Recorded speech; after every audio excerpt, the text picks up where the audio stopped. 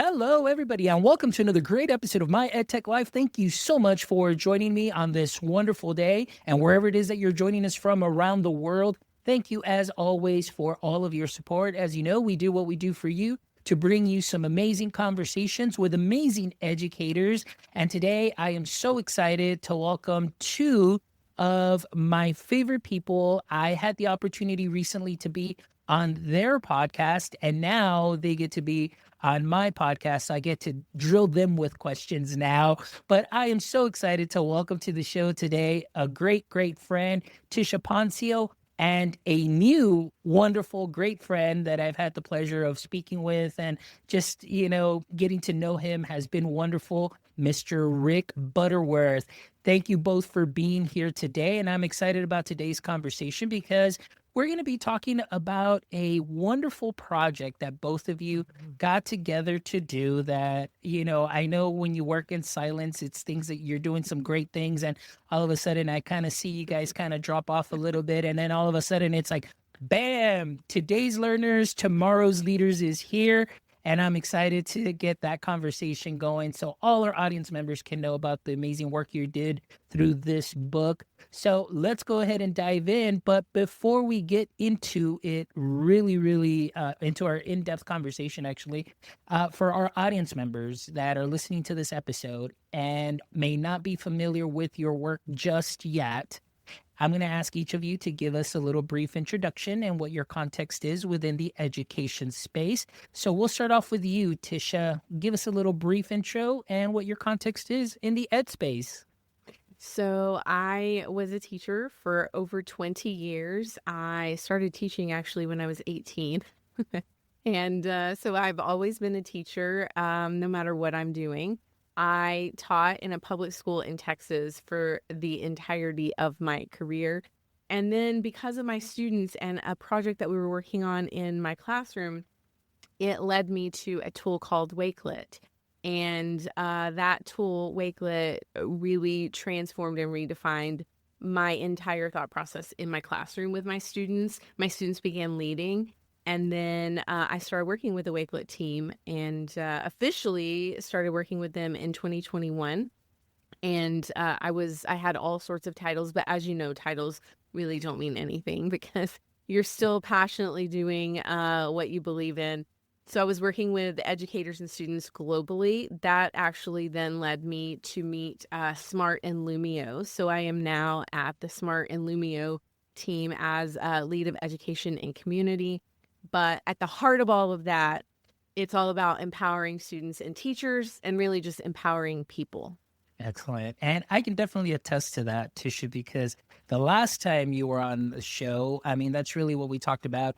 And you can definitely hear the passion and obviously about the work that you're doing and how you really worked with empowering your students. And now you get the opportunity to empower educators too, all the while that trickles down still to empowering students. So awesome. Now, Rick, on to you. I would love to hear your, little brief intro and then, of course, your context. I know your road is a little different, but not quite. Still a lot of similarities, but I'm just really excited for our audience members to get to know you a little bit more too. Yeah, thanks, Fon. So, I was one of the founding members of Wakelet, where Tish joined us later on. So, started that back in 2011 as a designer, front-end developer. And over the years, really, as Tish says, I've had numerous roles at the company. I've done day-to-day operations, product management. I've joined a couple of webinars with Tish from the marketing side.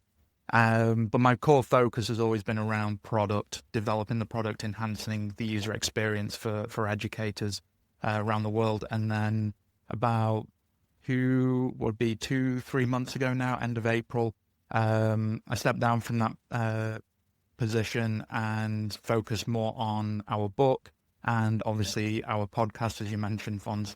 And yeah, just trying to empower as many educators worldwide. Excellent. Well, I'm really excited because I know that in the short span that you have put the book out, I know it has received definitely a lot of attention. I know that you, especially at ISTE recently, you definitely had a lot of presentations there. The book is out, and I'm just really excited to dig in deep because, as you know, like every idea has an origin story. So I would definitely love to get started with the origin story of this book. So, Rick, I'm going to go ahead and start off with you, and then that way you can give us a little, idea of how you and Tish got together and said, "Hey, you know what? Let's put our ideas together and let's make this wonderful product, this wonderful book for our educators out there." Yeah, so I mean, Tish has the longer version of this story because she was the one that really had it initially. But I won't spoil the fun from her side because it was definitely a journey. But really, it was we both went to ISTE 2023. It was my first time going to ISTE. It was my second conference I'd been to. And Tish had mentioned that ISTE had approached her about a book and wanted me to come along to see what was actually going on with it. And we went down, I think we went for breakfast with our editor. And yeah, they were passionate about the things that Tish has done because her background is incredible. Her experiences and what she brings to the table is amazing. And we realized that with her experience as an educator and with my entrepreneurial skills, we realized that's where the book really came to become a reality, really. And for myself, I'm dyslexic. Tisha's also neurodivergent. I will also let her go into all that. I won't spoil that. But we realized that we have a common ground, similar visions, similar passions, and we wanted to create something that isn't tool-focused. There's more around the process. There's more about the educators in the classroom. What can they do right now? And that's what we wanted to really lead with within the book itself. And from there, it was literally just one after the other, different ideas that were coming to fruition. We'd already got loads of different visions of how the book can be presented, but it really started to mold itself as we progressed through it. And having things like digital portfolios, which is massive for Wakelet, and Tish is, I will say it, she is like the central point of digital portfolios. She is shaking her head, and I know why. But I will say it. And there was a lot of things that we both learned in ourselves with regards to like feedback and reflection, student success, and the challenges that both of us had had even when we were at school as students that we had to face. And for me, one of the biggest things that I learned from TCA was I thought being dyslexic, I thought I was the only one. I thought I was the person that was always falling behind, didn't understand the things in the same way to my peers.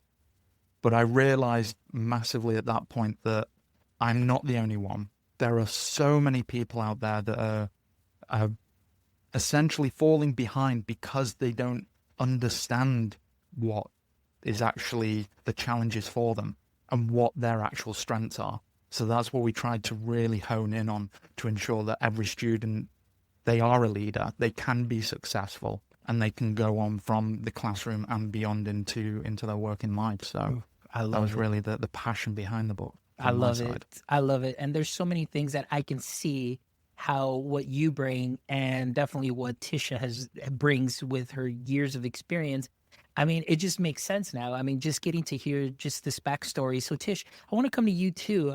Obviously I want to hear, where this idea came from, because again, at knowing how passionate you are and how vocal you are about education, and I say that in a very respectful manner, because Yes. we definitely appreciate it. I know I have been a longtime follower of your work. So tell me again, just how this idea came about. I know Rick gave us a little bit on his side, but now how these two worlds married to come up with this wonderful book. Howdy, y'all. It's Farmer Fobbs from Book Creator. Now listen up, partner. If you're wrangling lesson plans and trying to keep your students engaged, I got just the tool for you. Now remember, every student and teacher deserves a yeehaw moment, and Book Creator can give you just that. Book Creator makes it easy to get your students creating, collaborating, and sharing their ideas all in one place. Book Creator turns any classroom into a digital frontier, whether it's interactive notebooks, portfolios, or good old storytelling. Now, did I tell you it plays nice with all the other favorite apps? Egg Smash It, I mean App Smash It with Adobe, Google, and much more to take creativity to greener pastures. So saddle up and give it a try. Use promo code MyEdTechLife for a 3-month special treat. I don't know, Alfonso, Fonz, I don't know if you're ready for my answer here. Like, you guys are like just chill, and I'm like a horse ready to like go out of the gate. Here's the thing. First of all, I for the first time ever, I'm gonna address something. And as you guys were talking, it just kept coming back up multiple times. I have been asked, Rick has been asked, what does Rick bring to this book? Because he's not an educator. And I'm just going to say, first of all, I want to address that because that's kind of how this book came about. I had the foundation. I had the knowledge. I was an educator in the classroom. I was creating the classroom that operated like a business, but I was not a business owner and I was not an entrepreneur in the sense that everybody sees an entrepreneur. I didn't have all of those skills. If you had thrown me into a CEO meeting with someone and told me to do, an executive summary, I would have had no idea what you're talking about. I didn't know the back end of that. And so I get really passionate about this because we have been asked by multiple people that we have admired, what do you guys bring to the table? Like, we know Tisha knows this, but what do you know? Here's the thing. I am so tired of people being divisive in any capacity, right? So what I want to say to that, and my challenge to the listeners, is instead of looking at things in that way, like I'm the expert of this thing and you aren't, so what could we possibly do together? Like, I really think we need to start looking at all of our roles, our skills, our experiences, and how do we, as you say, marry them together to create something bigger? And I think that's really where Rick and I look at things completely differently than everyone else. We are neurodivergent. Now, I didn't know that when I was teaching. I didn't know that when I was working at Wakelet in the beginning. But as I started understanding neurodivergency and how our brains think, it made complete sense why Rick and I were aligned on, our school experiences, on even our work experiences, on the passion that we had for students, those students that haven't figured out how to play the game because their brains don't think like the game. Yeah. I think that is where our passion comes in. It's all about pushing back. This entire book is about pushing back on the old systems that have been in place that do not serve all the people. That's essentially what the book is about. And it is going to challenge you. If you're reading it as a student, a leader, a teacher, an instructional coach, it is going to challenge you. I had someone actually tell me the other day, because they've been reading it, Tisha, there isn't a ton of oh my God, I never knew that things in this book. We really have just pulled it together and said, all of these things, you are aware of them. How are you putting them together for a powerhouse for your students to launch them into the world that is a reality right now? And so that's really it. We're just bringing everybody back to the foundations. I mean, we're not trying to claim that we know every ed tech tool that there is and how to implement it into your particular classroom. What we are saying is, you as an educator, you are an entrepreneur. I know that now. I've learned those skills. We have written this book for educators so that they can model for their students how to become entrepreneurs and leaders. And it has to start with the educators. So this book is, they told me, it's so funny. I was like, I want it for everyone. And they were like, no, Tisha, it's for a specific group. And I was like, okay, but it's for everybody. And they were like, no. So it is labeled high school and middle school teachers. That is the audience. But I will tell you, it doesn't matter who picks up the book.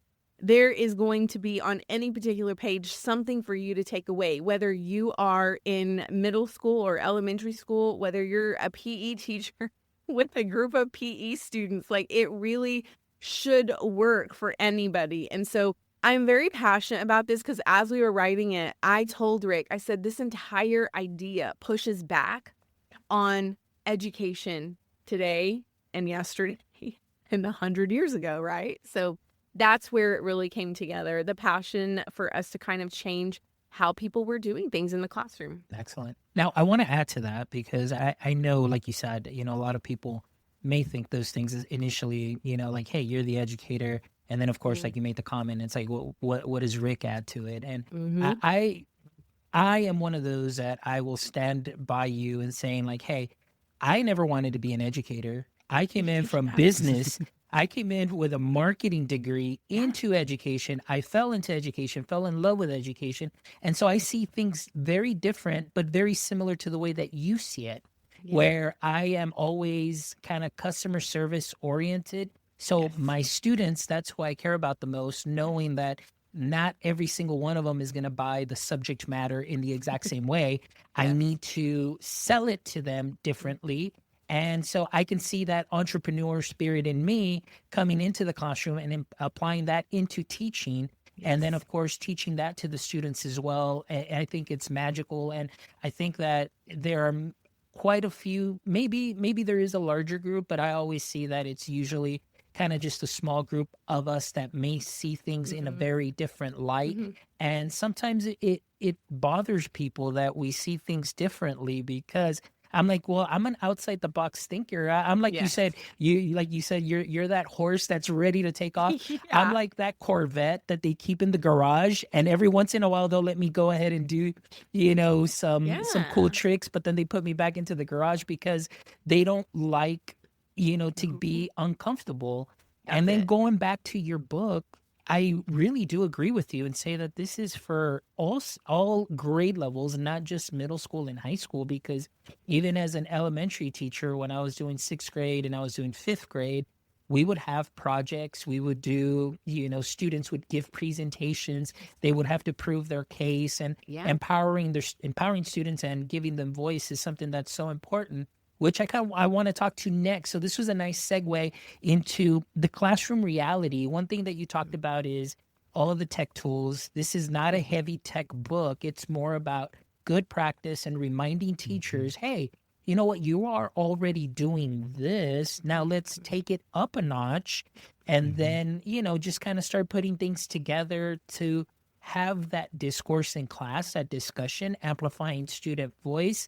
And, going into the portfolios, giving them their, looking at the thought process, and of course, how they work towards that finished product. So I want to ask you, let's talk a little bit about that, enhancing the student learning through, entrepreneurial skills. All right. So we'll start with you, Tisha. What are some ways that you describe in your book and let our teachers know how these two worlds can work together in a classroom?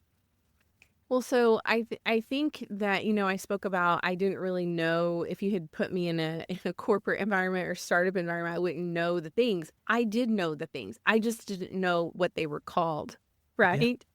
And so the entire class that I created with my students, I essentially had to put together this quote unquote pitch deck because I had to prove the validity of this class. I had to prove that it matched CTE. As I was proving this point to my administrators, it also made me thoughtfully think through, what do I want my students to leave my classroom with? Well, I knew I wanted them to have certain certifications and skills. So I kind of went backwards. It doesn't matter if it's Google certified trainer things that I was teaching them, or, Google level 1 and level 2. It was more about the skill. It was more about the process of how they got from, not being certified to how they were being certified. Then I started looking at, okay, well, what do I want them to learn about working with people? So then I started thinking about, now I need a little customer service area.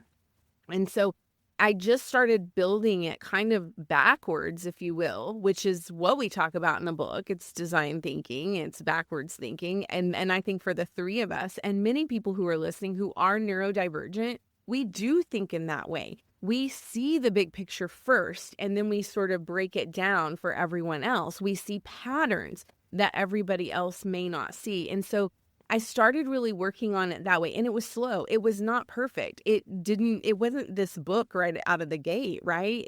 I started that class in 2017, And so when I went to Wakelet, that was in 2021. So I had years to sort of refine what I was doing. And one of the things that I will tell you is I started getting student feedback. That's something I started when I was a new teacher. And I very vividly remember sending out a survey. Now, it wasn't electronic yet. Like, it was actually on paper to my students. And someone walked by my classroom and said, "What are you doing?" And I said, "Well, I'm just asking my students feedback on the lesson so that I can make the lesson better for them." And I was a brand new teacher, and you already know how that hit. They were like, "Why would you do that?" It's like, why would I not do that? So I had been doing that already, but then in that classroom, because of how I structured it, we didn't have regular desks. The truth of the matter is, Fonz, they put me in a closet with my students. And so I had to make a classroom out of the closet, which I made into an office because that's just how I think. Then we got into the classroom. The students are in the classroom. They're doing the things I have outlined. And it really begins to operate as a business. They are having to talk to each other about, is this graphic ready to go out on the big billboard for the entire school? You know, did I spell everything correctly? Are the colors right? Can you see it? It was little things in the beginning. Then they were doing their portfolios and they were reflecting in decision making. And I think for me, that's really where the shift happened. I was giving them time to think. Imagine that as a teacher. And then I was giving them time to make decisions. And that is really where the shift happens. And I think in school, even for me in the beginning, I was not giving them decision-making time. So we didn't put tech tools in the book because you're going to go to a job and you don't know what tech tools they're going to be using. I'll give you an exhibit A, Fonz. Are you ready? I'm ready. When I went to SMART, I went in as a Google certified trainer who had been using Google forever, except for the early days when I was teaching Microsoft Office to adult learners. But I go into SMART and I'm like, oh, we're using Google and we're using Microsoft. Oh my God. Like, I sort of had a mental meltdown because I thought I'm going to use both of these ecosystems at the same time. And I knew that for me, the code shifting, the shifting and going back and forth from platforms. But because I had built up resiliency with other platforms, I was able to get in there and go, okay, this makes sense. I can find a workflow. That's really what it's about. Doesn't matter if you're using Book Creator, love Book Creator. Doesn't matter if you used Flip before, loved Flip. Whatever you're using, the goal isn't really about the tool. It's about the skill. It's about learning the versatility. It's about getting in there and being able to see how do they work together? How can they help me do the thing I need to go do? Doesn't matter what the name of it is, right? So that's kind of how my classroom started. And then I started realizing, oh my God, these skills are so transferable to what they want to do outside of this classroom. So it really was an aha moment for me. I love it. Now, going into that, all right, Rick, here we go. This just came to mind, like you were saying, you're prepping them there in school. And one thing that I loved is everything that you added in the class, which can be done, but oftentimes it's teachers, they feel the pressure of the curriculum and so on. It was funny, like I would always bundle lessons. I say, you know what, I'm going to take my time.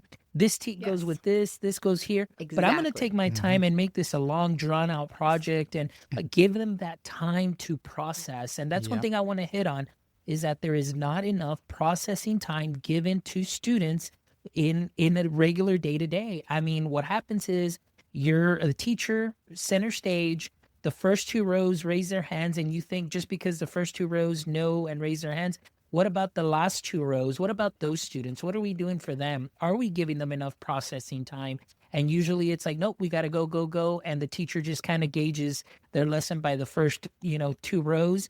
And so I love the idea of giving that feedback and say, hey, students, what could I do better? And that could be very scary. But now going to those transferable skills like you mentioned, Rick, you coming in with that, entrepreneurial background into the business sense and so on, going along with what Tish said, how important are those skills from, high school, elementary, high school, to your current setting or where you lived in the entrepreneurial space, business space? What are some important things that you can highlight that Tish mentioned? And so we can highlight to our teachers and say, hey, these are the skills that they really need. It's not just focused on one platform, but on problem solving.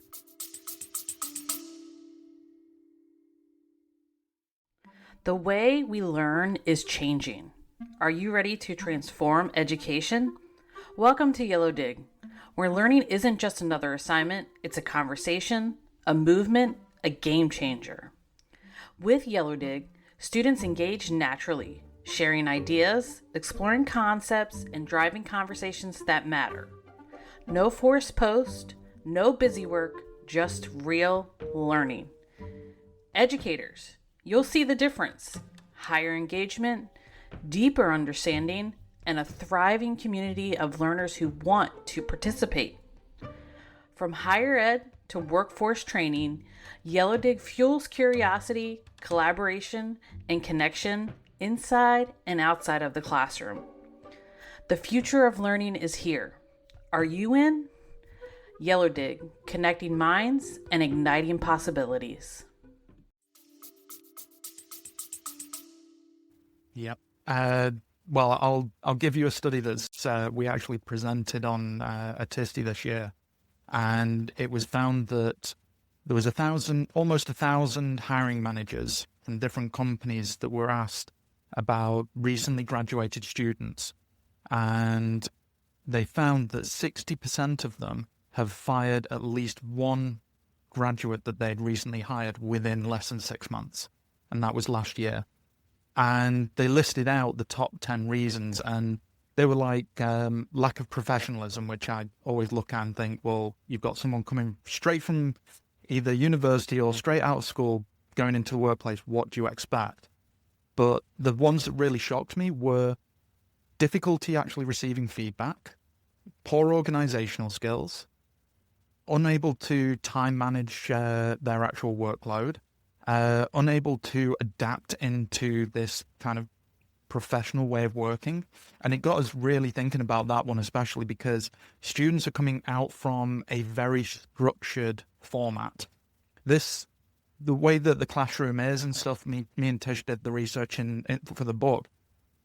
This goes back over 100 years. This was Perusian model, which was introduced from Europe. And it's students are in rows and columns, teachers at the front, and the design of it, which was taken, it was in Germany that it was originally formed. And the design of it was the best students will either become engineers, doctors, high quality careers. The rest of them will go to the army. Well, that's not the real world now, but we're still keeping with that kind of methodology. And because of these ways of working, like you were just saying, that I think teachers are so stuck to this, we've got a 1 hour lesson. What do we need to get done in that 1 hour? Rather than thinking, well, we have 7 weeks right now. There's 7 hours that we can actually progress on a single project and actually come back to over and over to basically distill in them that it's not just a one project, you're done, start the next one, which is the mentality that I definitely had in school. I know Tish also did, because we've talked about it, that you do a project, you get your grade, you move on. There's no kind of feedback. There's no way of going back and looking, right, what can I do better to actually improve? It's just, no, you've done that, tick a box, move on to the next. Imagine if you had done that with Wakelet. Yeah, I mean, again, that same mentality was brought into Wakelet, and I think we've seen it at every company, that it's always this, the next thing. We have that mentality in school, so we end up bringing that into the actual workplace. When really, especially as a designer, user experience, that is the wrong way to go. You have to look at, and the biggest one is feedback, and actually being able to reflect on that. Because I can create a feature on any platform. If I don't go and see how people are using it, what actually works, what doesn't work, I'm not actually going to improve the product. I might be able to move the needle ever so slightly if it works out correctly, but that's not always the case. But if I'm not looking back on things, I'm never improving the product as I'm moving forward. So for me, the one thing I learned very early on, and it was in design technology during, I was in year 12, which I think is, I don't know. I think the years work differently with UK and US, but basically we were doing graphic design, woodwork, electronics, all that into one class. And the teacher said, you cannot get 100% in the exam. Just to let you know, you will never get 100% because the mindset is whatever you create, you can do better. Nothing is perfect. You can always improve. And those lessons also required me to design stuff and go back and look at them and say, what works, what doesn't work, what can I do better? And you evolve this idea in your head to an end product, but it's a process of working towards it and then going on to then build it. And I think you need that mentality in any single subject you do, that you're actually looking at what can we do better? What can we, even if it's like a 7-week project, first week you've got, say, I don't know, coming up with an idea and putting some things on paper. And then the second week, right, let's take it further. But the teacher can come in and say, right, let's actually look at what you've done, where you're up to. Let's try and give some feedback and some ideas. And it doesn't have to just be the teacher. You can also look at getting peer-to-peer reviewing. There's multiple different ways that we talk about in the book of how to do feedback. That's how the real world works, right? Exactly. Like I don't go to my boss and say, can you review this? If she did that for all of us, that's all she'd be doing, right? Exactly. So it's about teaching the students that peer-to-peer feedback. That is something, Bonds, that we didn't anticipate. I think Rick did. I think Rick, he's been talking about it for a really long time. What is that, chapter 8 That's in our chapter book? 8. I'm very, very passionate when it comes to feedback and reflection because it's not an area that again, it was the whole thing of I don't know how to do it, therefore I'm the only one that knows how to do it. But the one thing we did a session at ISTE on student confidence, and feedback and reflection was the 2 key points. And we discovered asking the audience, like, have you ever been taught feedback and reflection? Have you taught it as well in your classroom? And hardly anybody put their hands in. Yeah, one person raised their hand out of probably 75 to 80 people. 80 people in this session did not. And this girl came up, a young teacher came up after and said, thank you so much. Nobody is talking about this. I have been sitting in my career for years thinking that I was the only one that was never taught feedback and reflection. So if you think about that, that is everybody, again, sitting in their own stuff going, I don't know this and everybody else does, because we're not talking about it. And we need to be talking more. Because it's the fear of being judged as well. Because we're thinking, if I don't know this, am I going to be judged on not knowing it? When really we should be looking at it and going, no, let's try and help as many people out as possible. If someone's not 100% confident on something, what can we do to help them? And that, again, that's all feedback and reflection. You learn from doing that. But again, Tish said to me, it's like the chicken and the egg kind of thing of you need to get feedback, but you also need to find someone that has the knowledge on feedback, but they don't know the feedback. Somebody, right? How do you find? You have to surround yourself with people who can learn and grow with you in that knowledge, or find a mentor who has really done that well, or is seeking to continue to refine that. I think that's the difficult part, right? Yeah. Again, because we assume everybody knows. So we assume if we're getting feedback from someone, I'll use me as an example. I'm in a classroom. I'm getting, evaluated. It's my evaluation day. My principal may write something on my evaluation form that is very negative. I'm going to take that personal. I'm going to start saying he doesn't know what he's talking about because he doesn't actually know what I do. Y'all know we're saying that. He doesn't really know what I do. He doesn't have the same content knowledge that I have. Again, there's this. And so it just creates this loop of negativity where we're never getting out of that. So how do we shift ourselves? One of the things that Rick and I have said in the book, we have suggested, and it was a great book for me to read. Again, I didn't learn feedback and reflection from anyone except myself, but this book has been really transformational for me personally. It's called The 4 Agreements.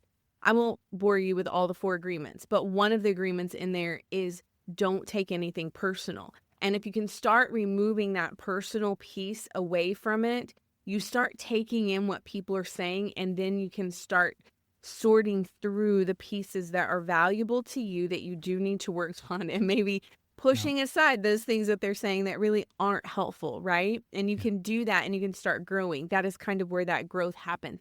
But it is difficult in the classroom, Fonz. I will tell you, it's difficult in work environments. I know we all know this. This is not new. We're all adults. It is difficult to do feedback and reflection even with teachers. I was an instructional coach for a long time. I still give feedback and reflection to people, and I always kind of pause and wait to see how they're going to respond or react, because I want to be prepared. Are they going to hang up on me and we're not going to even have a conversation on a call, or are we going to go back and forth and they're going to ask questions? It's a very hard thing to do as an adult. If we can't do it, how do we teach it to students? But it can be easier, right? So we could tell you, Fonz, okay, here are your 2 stars for your podcast, my EdTech Life podcast. These are the 2 things we love. Here's the 1 thing we think maybe would help you grow your audience or something, right? So being able to do that. But then you have to also ask, not everybody wants a compliment sandwich. Some people hate that and they're going to be mad at you for it, right? So you just have to know who you're talking to, which then prompts you to really be intentional about your relationships. Are they transactional only, or are they transformational? So I don't know. There's a lot to unpack here. There really is. And I'm sorry, Rick, but I just wanted to add before I forget about this, is that this is something that is often overlooked and just eclipsed in every classroom, and I think that being able to integrate this from as little, like even just K-12, getting into higher ed, that could definitely make things a lot better. And especially, with that research study of CEOs and all those things, being able to take, criticism or that feedback and things of that sort, and being able to adapt, being able to overcome those things. I mean, it's a skill, and learning that process too as well. But the fact that we don't take the time to allow for peer-to-peer feedback, or even just teacher feedback, and just giving the students, just, hey, this is what we can work on. There's so much stuff that, like Tish said, that we are already doing in our classrooms, but we can bring it together and make it a little bit more systematic, in the sense that it's part of your class and maybe even part of your vision for your district from year to year, to build up that character, build up students that can take the feedback, can take action on the feedback, and can overcome and continue to grow. But I think that's why maybe there's some of that feedback that those CEOs said. It's like, hey, you know what? They just can't take the feedback, and people Can we give some examples? Yes, for your please. Listeners? I didn't tell Rick we were doing this, and he's probably like, Tisha, here you go again. I mean, it's every single time, so I'm used to it now. This is something that we did go over our presentation, and I just want to hit on it because we're talking about feedback over criticism. We're talking about positive feedback, but I want to give the listeners examples, and these examples came from a real student. These examples did not come from mine and Rick's brains. We asked a student, tell me negative feedback that you hear from a teacher that really does not help. So here are some of those phrases. Quote, what were you thinking when you wrote this? End quote. Quote, why did you do this? End quote. Fix this. You need to redo this. So it's very like, you notice in those statements, they're very like short statements, direct. and there's not a lot of like thinking that goes along with it or feedback. So then I said, okay, now tell us what is positively helpful, whether it is in an LMS comment or it's a verbal feedback, or however they're giving it to you. So here are some examples of positive pieces of feedback.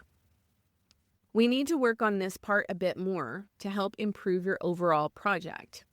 Your grade is a bit below passing, but let's meet and work together on how we can fix this grade. Great job. I think to enhance this further, let's improve on this part. So whatever that is. And then you did great. Work on this one area and then it will be perfect. So Rick and I talk a lot in the book about changing your wording for certain things and how you say things to students. We all know that no one can be perfect. And just because someone gets 100 doesn't mean it's perfect. But a lot of students want to feel like they are achieving perfection. And so even if we just say it to them, just fix this one little bit and then it's going to be perfect. Like, that's okay to tell them that. You're not telling them that they're never making a mistake, but it's that one little piece. And so I thought it was interesting. The student gave us both of those pieces. Those are real pieces of feedback from their real teachers the last year. And so I just thought it would be helpful for teachers to kind of hear that, because sometimes we get busy and we just say, fix this. And we have to remember our words have power. Yes. I want to add to that. Oh, I'm sorry. Go ahead, Rick. I'll let you go. No problem. I mean, Tish literally went straight into what I was going to go with anyway. But no, this is why our dynamic works so well, because we know what each other's essentially thinking without even realizing it. But just to add on to what Tish has just said, even if a teacher wants literally a very, very low hanging fruit, we said this in our presentation, change but to and. Because there's been many times, and Tish actually used two very good examples. When you use something that is negative in a way, like she said, you're underperforming or you're just below average, but that's a negative. Use the but to cancel that out. Let's try and look at how we can improve it. Where it's really being hindered is when someone says, you're doing great, but you're missing out on these things. Well, that positive you just started with, the moment you use but, just destroyed it straight away. So if you change it to, you're doing great, and to make it better, let's look at improving these areas. Using that one word, changing but to and, has a massive impact on someone's self-esteem and how they're actually receiving it. Because the moment you destroy any form of positive, you're fixating on the negative, and that's what the person's going to do. Because I know from myself, when I was receiving feedback, I could get 99 amazing comments. One negative comment sticks in my mind every time, and I dwell on that, and I make it out to be bigger than the 99 positive. But if I start to focus on the feedback that is positive more so, and people have actually adapted the way that they're communicating it, I'm going to pick up on that, and I'm actually going to make changes based on the positive feedback, which will have bigger outcomes in the future. I love it. Rick, I think you and I became best friends now too, with everything that you said, because I'm one of those too. Like, you can give me 99 things that are like going well, but that one thing, it ruins me. I'm done for the day. Like, I am just hyper fixated on that because I feel like I did not meet your standards, and that's it. Like, I'm done. And you just shut down. Don't you both think that is really the conditioning of us being in school in that way, always trying to get the approval of the teacher or our parents? And I think, we are in an interesting generation here where we didn't really get that, but we can change the course for the future leaders. And that's really what our whole book and our whole stance is about. Let's change this. Yeah. I wanted to add a little bit to this great piece of conversation, because I think this is so important. In my experience, when I was in elementary, obviously we had parent-teacher meetings, and of course you had the IEP meetings, the 504s, where you met with parents and you met with admin. One of the things that I loved, that I found very useful in my classroom, and this is a segue to what I want to go into. We'll talk about digital portfolios, but that's something that I started doing back in 2016, 17. It wasn't really a digital portfolio. It was just really like, hey, we're going to do everything digitally. So there's evidence of learning. So I already have it in your Google Drive and everything. So I would go into these IEP meetings, 504 meetings. You've got the parent, you've got the admin, you've got the specialists and diagnosticians and everything. And then you've got teachers that come in and they bring like a packet of quizzes or tests, or you've got teachers that just come in with absolutely nothing. I would come in with a little Chromebook, and then so now all of a sudden it's like, okay, so this student, student X is maybe not doing very well in this class.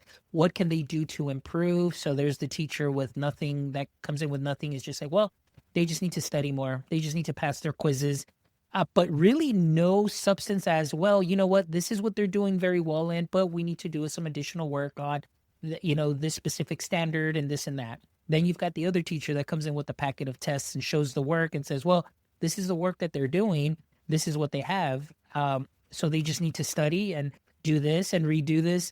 And I'm like, and then so, okay, Mr. Mendoza, so What's going on with the student in your class? Well, let me show you. This is his Google Drive or their Google Drive. This is where they were at the beginning of the year. This is where they are currently. So as you can see, there was a little bit of that improvement. Then there was a slight dip, but now we're able to get them up. And as you can see, the language acquisition from the beginning of the year to this specific point is here. We're on track. So that evidence is there. And so for me, I think that that's so important, even not just in the classroom with the students, but teachers with parents to be able to give the right type of feedback and not make an enemy of the parent, but get the parent on your side and on your team by showing that wonderful feedback from the student and how you can improve and work together towards that improvement. So that definitely helped me before I learned more about the wonderful world of digital portfolios. But now that's a nice segue into this because I want to talk about that, the digital portfolios. And I guess we'll talk a little bit about personal branding, because in that sense, I feel that in a lot of the projects that we should be giving our students, we should give them that freedom. Obviously, show me the content, show me in a specific way that you feel comfortable with in showing me that content mastery, but also sprinkle on a little bit about yourself and you, and that's your brand. So let's talk a little bit about that, Tish. Tell me about, digital portfolios and personal branding and why that's important. Well, I first want to say that I think there are some misconceptions when we say digital portfolios. This is something that I have come across multiple times. I would say that your Google Drive with your students is a digital portfolio. The digital portfolio really is anything digital that you are constantly updating, right? So that could be the Google Drive. It could be the LinkedIn. It could be it's actually your Facebook page. So just FYI, whatever you're putting out there is actually your digital portfolio, personal or professional. I think the thing about portfolios, though, I was doing portfolios forever. I've been doing them forever. I mean, I hate to be coined as the portfolio girl, but I think that's becoming very relevant these days. I went to a small private university. Let me just caveat that I paid for that all on my own. So just want you to know I was not in that privileged state. I chose that university because I wanted to be a good teacher. One of the things of that program that I knew of and had sort of scouted out already is that they were doing portfolios with their education students. They were also having them go multiple places to do student teaching. So oftentimes you'll just have student teaching at the very end of your degree, right? At the very end before you get a job. They were requiring us to do it multiple times throughout our coursework. And then so we had a really, really robust portfolio. This is a true story. I don't think I've ever told the story, but this is the origination of the portfolio DNA and Tisha Poncio. So when I graduated, my portfolio, I have it. I'll have to post a picture of it and send it to you, Fawn, so you have it. It was pretty big. It was one of those leather-bound portfolios with, the paper protectors, and I had everything in there really neatly. Well, here is why I knew it works, because I took that portfolio, and the very first job that I applied for as a teacher, I got hired on the spot. And it was because of that portfolio, because I was showing what I knew. I was showing what I could do, and it was just paper. So that was fine. So then I started doing that in my classroom. I thought, well, if it works for me to get the job, then I should be doing this with my students. So we would create portfolios on paper in my business computers class and in my programming class. And I mean, imagine how fun that was to look through a portfolio of coding. But I did, and I wanted them to see the value in it. So over the course of time, obviously, we entered the digital age, and I started realizing that all the social media was becoming a portfolio. And then I thought, I have to figure out how to translate this. So I just started evolving that into what I was doing. So it could have been a portfolio on, level 1 Google certified educator, or it could have been a portfolio on art or on case. But that is really where my classroom exploded, because as you said, it was about giving students the ability to choose how they were showing me that they had learned something, and giving them the opportunity to brand it with their own personality. Now think about that. That was not something that we all grew up with, right? It wasn't like, oh, Rick, you want to do coding and you want to build a program to show what you've learned, and Fonz, you can do. No, we didn't get those choices. It was like, here's your worksheet, right? So I think in doing that, my students started seeing what you just explained, Fonz, in that meeting. They started seeing, oh, I started here and then I got here, and they started seeing their own growth. So you know what that did? That took all the responsibility off of me, essentially, because they were seeing it themselves. And then they were shouting about it to each other. And they were like, look at this graphic I did in August. Isn't that horrible? Like, look at my growth. I could have done so much better. They started having that conversation. Then they started taking those portfolios and their resumes to applying for jobs. It wasn't a job at a big company. It was like Sonic, okay? I just want to give you reference. But they were going to Sonic with their resume and their little digital portfolio and telling them to scan the QR code because, at Sonic, he's not got his laptop with him. He's scanning the QR code on his phone and he's looking at this amazing thing going, yes, you're hired, right? So they started seeing that. The whole goal of that digital portfolio, whether it is on your Facebook or your LinkedIn or it's for a classroom, is for you to really see and reflect on the growth that you're making, right? Is it actually moving your needle to where you want to go in the future, or is it holding you back? So I really got lost on that question, Bonds, but I was really passionate about that because I wanted people to understand that portfolios it's such a myth. And Rick can tell you. So Rick, I'm going to let you talk about this. When we started writing this chapter, it was the hardest chapter for me to write. Rick, what's for you now going on digital portfolios? And I'm sure, in your line of work, you definitely have to create some kind of portfolio or evidence of the work that you're doing. And so maybe going back to in writing this book and reflecting on your own personal journey, what do you see the benefits of having a portfolio? Yeah, I mean, for me, I was very narrow-minded with portfolios initially because I only ever saw them when it came to showcase your design work or your art portfolio. It was always something that you had crafted yourself and you were trying to get a job in that area. You needed to show what kind of things have you created in the past. But really, when it comes down to it, we can start off with a CV, a 1 or 2 pieces of paper with, I've worked here, my education's here, these are my interests, or the one line at the very bottom, which I find very interesting, is, what am I interested in? And it's the one part of a portfolio in a way that showcases the individual as a person. It's essentially, that is their brand on a CV. When really I look at it and say, yeah, you can have someone who is the best of the best in that field, but do they actually fit in with the company culture? Can they gel with the team? Do they have the right mentality that you're after for that job role? And a piece of paper doesn't really tell you that. But when you can start bringing in different formats of media, whether it's a video, an audio file, and images, you start to see the person, who the person actually is, rather than just a name with some experience on a piece of paper. And one analogy I always use is, you can have the best sports team, whether that's soccer, American football, baseball, ice hockey, whatever. You could have all the best players in the world because you've got all the money in the world and take on everybody. You still might not win the league because that team might not gel together.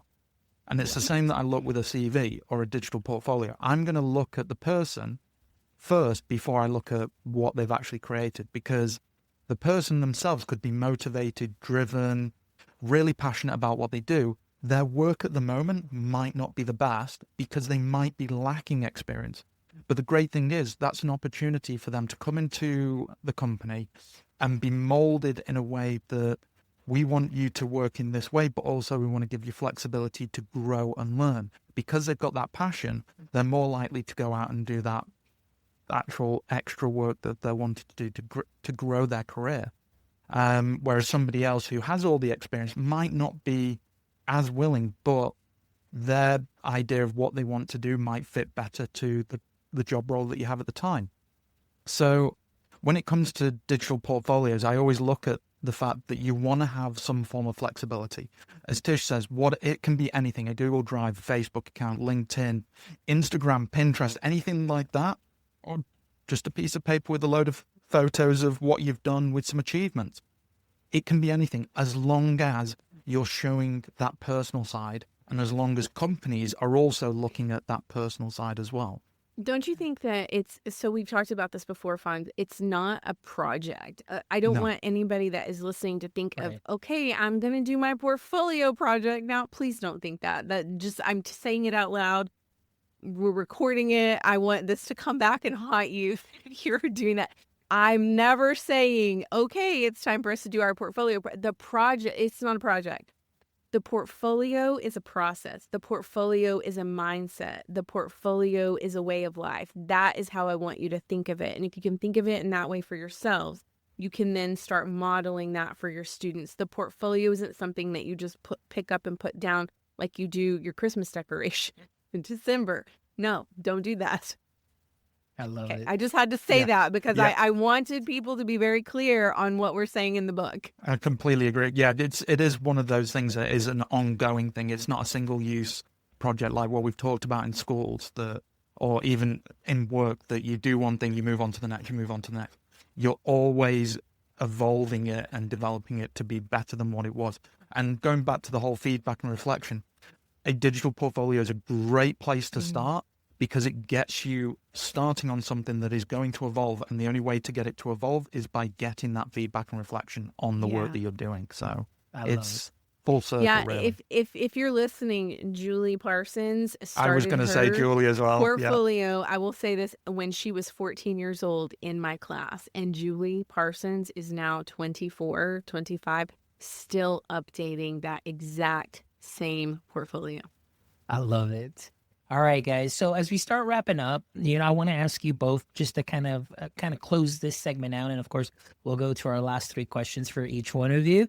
But I want to ask you, could each of you, and I'll give you a little bit of time, reflect on one key change you'd most like teachers to embrace from today's learners and tomorrow's leaders? So I'll start with Rick. What is one key change that you would love for teachers to embrace, to kind of say, hey, this is where I would love for you to just be open-minded and maybe, take a step in this direction or try this out?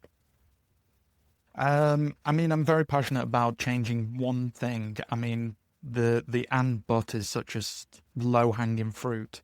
But if I was to look at something different, then I might be stealing Tisha's idea here, but focus on the neurodivergent. If you accommodate to neurodivergent students, they accommodate to 20% of the classroom. Being dyslexic as well, we accommodate to 15% of a classroom on average. If you accommodate to them, you accommodate to every single student. So it could be, rather than just writing everything out, maybe it's audio recording. I know Tisha said before that if she's giving feedback, if she could just speak it and record it and send it to a student rather than writing it out every single time, it would be quicker for her. And that's the thing, that a teacher may be different on how she or he best works. If you can accommodate to a neurodivergent student, you have a higher chance to accommodate to the entire class, not just the 80% that aren't neurodivergent.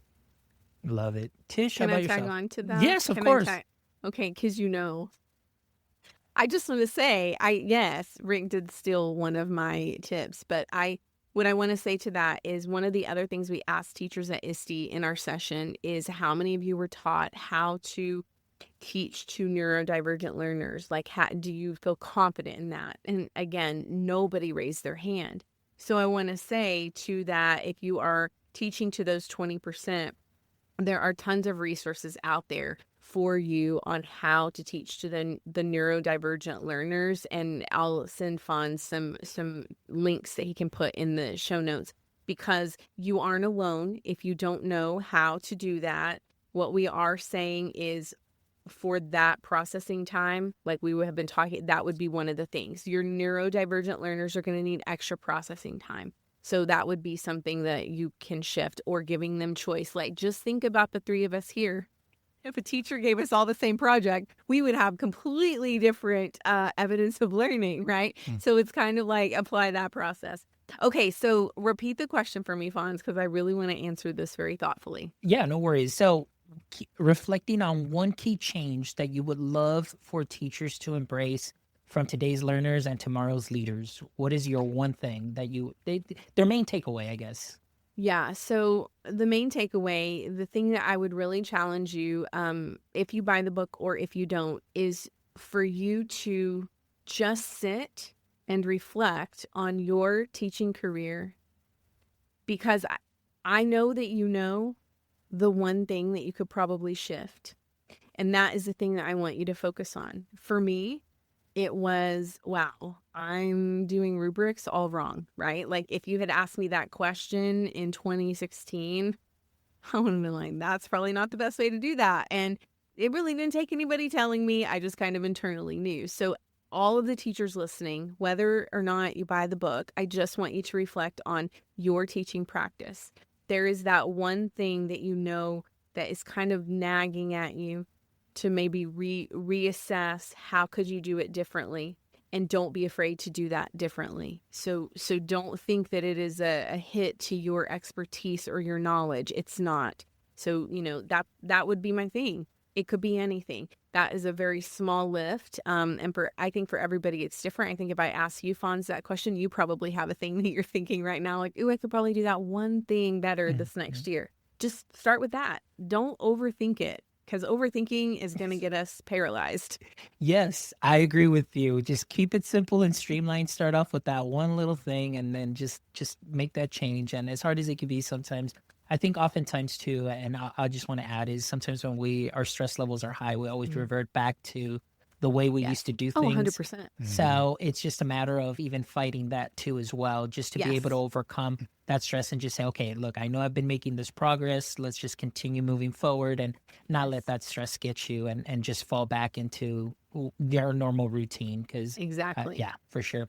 All right, guys. Well, thank you so much for joining me on this morning. I mean, it's always an honor and a pleasure to have some amazing guests, but today's conversation too was fantastic. I mean, just getting your insight, having you back, Tish, and having Rick on as a first-time guest too is just great. And hearing, And we didn't even talk about AI, Fawn. we didn't. And I was telling Rick before you showed up, I was telling Rick, I was like, oh, I'm so happy for this show. It's just kind of a nice little, change of pace and really just getting into the basics. And sometimes that's what we need many times, just kind of that little swift kick back into the basics, just to 100%. remember some things and then, just continue to move forward there. So really excited about that. And we'll make sure that we link all the info for the book, your bios, and then, of course, those extra resources that Tish will send. That way, all our listeners can get a hold of that too as well. But before we wrap up, as you know, we always end the show with these last 3 questions. And I know I forgot to put them in the calendar invite, or did I? I'm not sure. But I was looking for them. I don't know where they are, but it's all good. I think you guys will be fine. So what we'll do is we'll go ahead and start with Rick first. So as we know,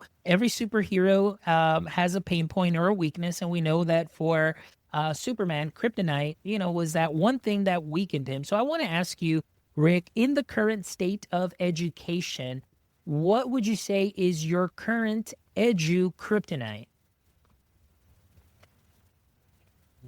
I would say right now is actually AI.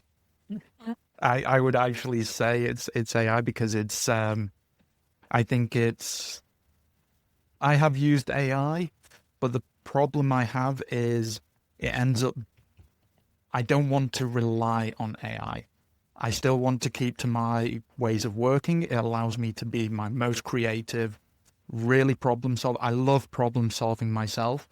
If I start using AI, I'm going to lose all of that ability and really training myself. Because if you're playing a sport or anything like that, you want to be consistent with it. I don't want AI to just come in and replace some of the things that I'm doing because, it's a quick win and it gets things done faster than I would normally do. So I have depending on it from time to time, but I have a bit of a love-hate relationship with AI. Yeah, no, for sure. I've heard some people even, and I know we've got a mutual friend, I believe, and then she posted also recently when she gave this keynote. She said, hey, I'm going to have to hold back on AI because she goes, I had this keynote already done a month ago, but as she was going through it, and she knows the content, but she used some tools to create the keynote. She said, I lost my voice. Like that's not me. So it was just kind of like one of those like whoa moments. So I definitely feel you and hear you, Rick. So thank you for sharing that. Tish, on to you. What would you say is your current EduKryptonite? The amount of digital tools that are out there, or digital tools without soul. I don't know how else to explain that. It's like, I want tools that are going to allow me, again, this is back to my neurodivergent brain, right? I need tools that are going to allow me to stack things, right? Like whether it's goal stacking, or like you said, and this is how we did it in the classroom, I would take my teaks and I'd be like, okay, I can do 20 teaks with this one like project and like these 3 digital tools. It's tools that are making me feel like I can't expand. I don't know how else to say that. And I don't know if you guys understand what I'm saying, but it's like tools that are not helping me to grow, whether that is in my knowledge or in my, my tech expertise or whatever. But I think in general, my kryptonite is the amount of digital tools that are out there. Like, it's just because I've done this for so long, Fawn, like vetting digital tools. I'm like, there's a tool for everything. And it's getting so cumbersome to like keep track of all of the things. And I feel the heaviness on teachers, right? I don't know how else to explain that, but it's a heaviness that I feel, because how do you possibly keep up with all of the tools that are out there and all of the updates and all of the things? And then in that regard, my kryptonite then is going to become data, because there's so much data everywhere. Like, what is my password for this? And what is my password for that? And I don't know. It's just a lot. It becomes very cumbersome. So then there are days when I'm like, you know what? I'm not using that. I'll be honest with you. This is a true story. At my new job at Smart, we use a tool called ClickUp, which is very similar to Notion or Monday. Right now, ClickUp is my kryptonite. That tool and I, we are not getting along. So this whole week, I just said, I'm not opening it this week. I just can't open it. I'm going to do the things I know I need to do, but I can't open it this week. So I don't know. I really feel the teacher's pain with that. And that's just, it's also one of the reasons we didn't put any tech tools in our book. We didn't want people to get too caught up in the tech tool. It's not about the tech tool. It's not about the digital tool. It is about the instructional strategy. It's about the pedagogy. It's about the frameworks that you're using with your students. You can get I used to tell my students, you're doing your project. Oh, and they'd be like, Miss Poncio, they'd be like you and Rick. We want to make it look really pretty. Can we spend all of our time in Photoshop and I'd be like, that's awesome. You did great. You spent 30 hours in Photoshop, but I still don't know what content you're telling me about. And so it's kind of like that. I don't know. I went on a tangent there. No, really but it's okay. I agree with you in the sense that it's about bringing it back to the teacher being seen as the expert and, and just going back to, hey, it's okay to not have a Chromebook in front of the student's face all the time. Exactly. It's okay to have a discussion. It's okay for them to use color pencils and crayons to create a project or, cut cardboard out or whatever. It's about balance. If we are teaching our students about balance in their learning, balance in their personal and professional lives, we are doing a disservice to them. There has to be balance for sure. And then going back to the tools, like you have one tool with 150 tools in it. And then like you said, but it doesn't help you grow. All it does is it's going to spit out like, well, here, try this. I was like, well, I already know how to do all of this. But then it says, now create this. So it's like, you're giving me more work to do. Chat GPT and I, we go round and round because there are times when I'm like, okay, you're useless to me right now. Like you helped me to this point, but you can't get me to where I actually need to go. So yeah. I talk to my tools a lot. All right, here we go. Question number 2. We'll start with you, Tish. If you could have a billboard with anything on it, what would it be and why? There's a way, not the way, because I am really tired of people thinking that the way that they think and the way that they do things and the way that they believe is the only way. That was fire. That man. Wow. That's gonna hit some people hard. It will. But I love it. All right, Rick. I don't know if you can beat that, but I'm just definitely curious about your billboard too. I knew I wouldn't, but I was thinking if you were going to ask me first, I was going to steal that from Tish because that has always been her. Well, she's drilled that into me so much. Slight tangent, but I ended up using that on her during our main session at ISTE when she was telling me how to hold the microphone. And I just went, there's a way to hold a microphone. But no, mine will be, I would probably say you're not alone on what you know and what you don't know.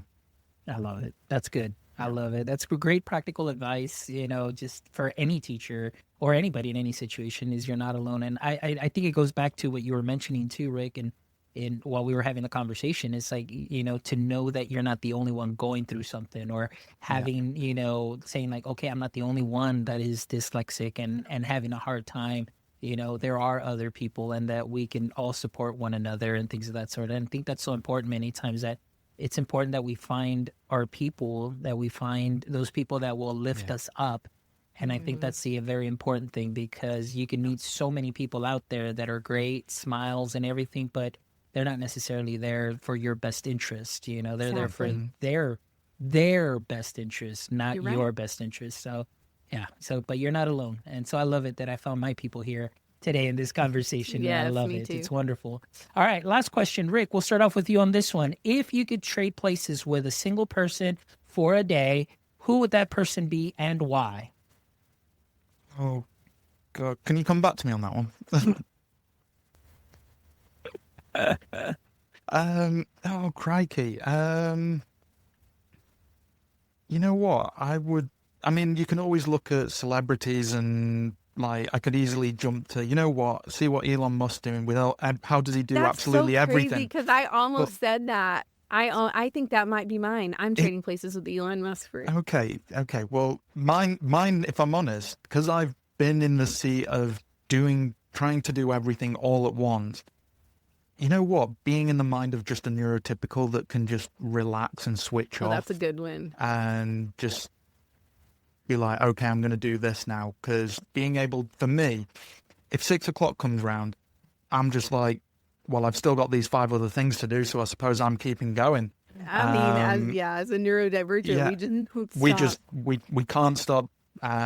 We don't, and it does cause pain points, but it does also allow us to get things done. I think for me, the curiosity of a neurotypical mind, any just general neurotypical mind, and trying to see what it's like from that perspective would be fun experience. I'm kind of jealous of that answer. Okay, but I have questions, Fonz. Okay, is this like a Freaky Friday situation and like we're switching places and I'm going to be them for like an hour and they're going to be me? Well, no, they're not going to be you. It's just like, who do you want to be for a whole day? Okay. It sends the disappointment in Tish, like, I want someone to experience what I go through.